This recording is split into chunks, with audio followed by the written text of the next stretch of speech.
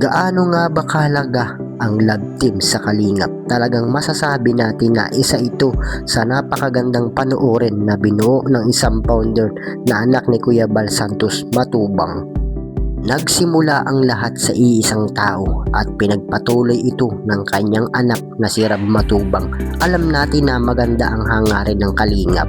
Talagang kung pag-uusapan ay pagtulong sa mga kababayan ay nangunguna sa lahat. Bukod sa mga pagbibigay saya sa ating mga kababayan, nagbibigay din ito ng mga libreng pabahay at scholarship para sa mga mahihirap na mag-aaral.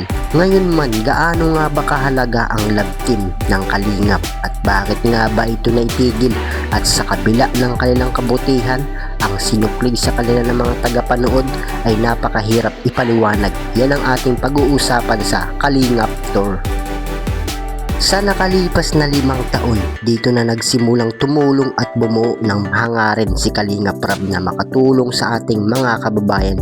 Nag-uumpisa ito sa pagtulong at pagsaklolo sa mahihirap na tao. Bagamat umpisa pa lamang sa pagbuo ng kanyang mga pangarap sa buhay, ay nag-umpisa na rin ang mga panglalait at pangbabas sa kanya na hanggang ngayon ay nararanasan niya. At nang makalipas ang 3 taon, dito na unti-unting dumadami at lumalawak ang kanyang mga plano at nagbuo ng mga love team sa Kalingap. At dito na rin siya nakilala ng mga viewers at tinawag silang One Kalingap, One Family. Nagsimula na nga rin itong magpatayo ng mga pabahay para sa kanyang mga beneficiary at dumarami na rin ang kanyang mga natutulungan.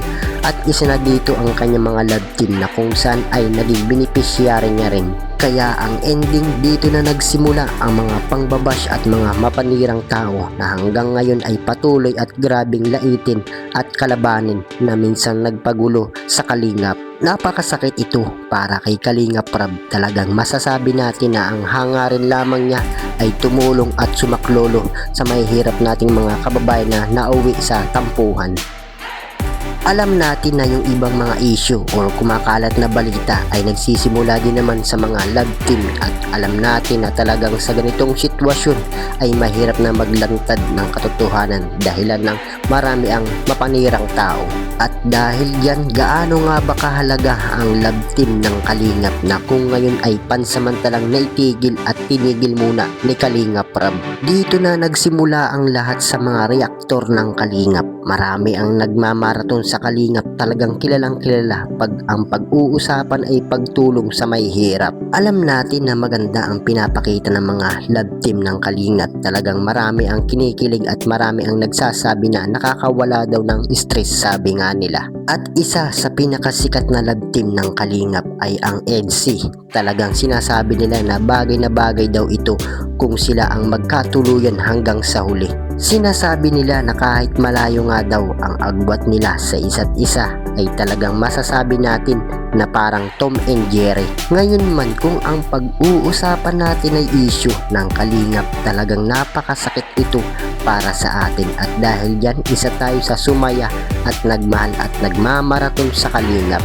At masasabi natin na talagang nakakamiss na sila na parang si John Lloyd at Bea. Alam natin na napakaganda ng hangarin ni Kalingap Rab sa mundong ito. Talagang sa bawat pagtulong niya sa ating mga kababayan, makikita natin sa bakas sa kanyang mukha ang lungkot at hinanakit dahil ng panglalait at pagbabalahura sa kanya. Kaya lagi kong pinapaalala sa inyo at lagi kong hiling sa inyo na si Kalingap Rab ay hangad lang na makatulong sa ating mga kababayan at magbigay ng pabahay at scholar para sa kapos sa pangangailangan. Kaya patuloy lamang natin imaraton ang founder ng Kalingap na ngayon ay nagtatampo sa atin. Kaya ibalik natin yung dating si Kalingap Rab na mula umpisa ay minamaraton natin. Sana patuloy pa rin tayong sumuporta sa kanila at lagi nating panoorin ang kanilang mga video para nang sa ganun ang kanilang kinita sa pagpapanood natin ay maitulong nila sa ating mga kababayan na hirap at kapos sa pangangailangan. So yun, kung nagustuhan mo ang bidyong ito, libre lamang ang manood. Huwag nang mahiyang mag-like, share, and subscribe at pindutin na rin ang notification bell para lagi kang updated sa mga video ko. At ito ang Kalingap Tour. Maraming salamat po. Hanggang sa muli mga Kalingap.